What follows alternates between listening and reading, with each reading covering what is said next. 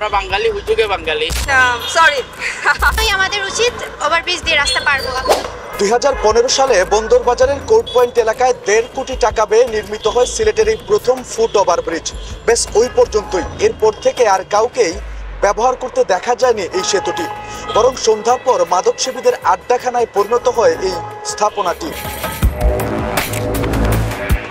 Time লাগবে, that's why আমি যাচ্ছিলাম শর্ট টাইমে এইভাবে ক্রস করাটা আমার জন্য বেটার মনে হচ্ছিল। But sorry, foot overbridge use করা উচিত আমাদের, বিকজ হচ্ছে গিয়ে লাইফের ভ্যালু অনেক বেশি, সবার আগে লাইফে অনেক ইম্পর্টেন্ট। সো আমার মতো কেউ এই ভুল করবেন না।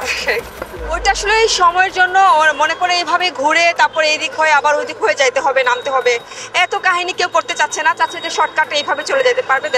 দরকার আছে নিরাপদ সড়ক চাই, এটা তো আমরা সবসময় বলি। তো এখানে আমরা নিরাপদ সড়কের জন্য তো ওভারব্রিজে রাস্তা পার হওয়া তো আমাদের জন্য দরকার। তো ওই জন্যই আমাদের উচিত ওভারব্রিজ দিয়ে রাস্তা পার হওয়া। সবাই রাস্তা দিয়ে পার হচ্ছে, এইটাতে তো দুর্ঘটনার আশঙ্কা আরো বেড়ে যায়। ফুট ওভারব্রিজ তো দেওয়া হয়েছে, এটা তো ব্যবহার করা জরুরি আমাদের জন্য। তো আমরা তাড়াতাড়ি আসতে বিদায় এদিকে চলে আসছে। আমরা বাঙালি, হুজুগে বাঙালি। মনে করেন যখন লোকজন যাতায়াত করলে আমরাও যাইব, সবাই দেখি একই যাচ্ছে, এই সুতের বাইলে আমরা চলছি। যেহেতু অনেকের সমস্যা তাড়াহুড়া, তো আমরা শর্টকাটটা বেশি কনসিডার করি, যার কারণে ব্রিজটা বেশি একটা ব্যবহৃত হয় না। এটা আমাদেরও ফল্ট আছে, সিস্টেমেরও ফল্ট আছে, সব দিক দিয়ে এটা দেখতে হবে। যে মানুষ আছে এগুলা যে চলাফেরা করতেছে, অনেক আজেবাজে লোক চলাফেরা করতেছে, যার কারণে এটা নষ্ট হয়ে গেছে। এই যে চলাচলের রাস্তাটা খুবই নোংরা ব্যবস্থা। এই অবস্থায় মানুষ চলাচল কিভাবে করবে? নেশাও তো করছে, যেখানে অনেক মানুষ আছে এখানে, তো কিভাবে এইভাবে কি মানুষ চলাচল করতে পারে? কোনোভাবেই পারে না। প্রয়োজন ছিল হয়তো, কিন্তু মানুষরা তো আর প্রয়োজন মানে না।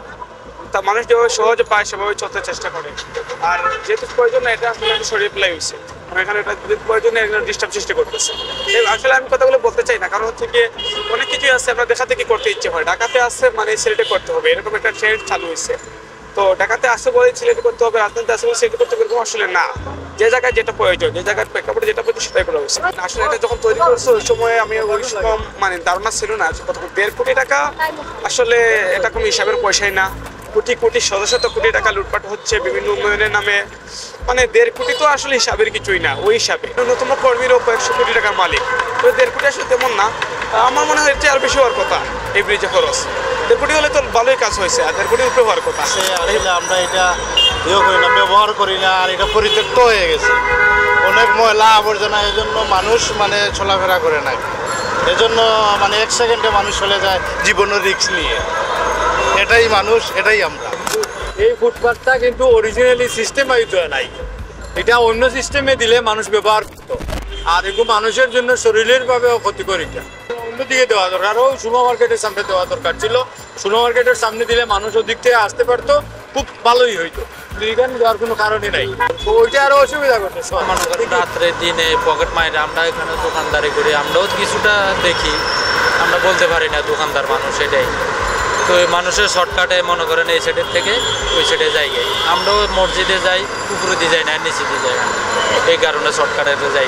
আগে প্রথম কেউ সেলফি উঠাইতো, মনে করেন মানুষে আঁটতো, যে এখন এগুলা কীর্তিকাণ্ড ওইবার পরে আর আঁটে না।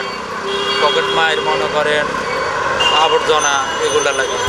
ফুট ওভারব্রিজ থাকলেও নানা অজুহাতে এর ব্যবহার এড়িয়ে যাচ্ছেন পথচারীরা। সেই সাথে অভিযোগ রয়েছে সম্পূর্ণ অপরিকল্পিত এবং অপ্রয়োজনীয়ভাবে নির্মাণের কারণে এর ব্যবহার থেকে আগ্রহ হারাচ্ছেন পথচারীরা।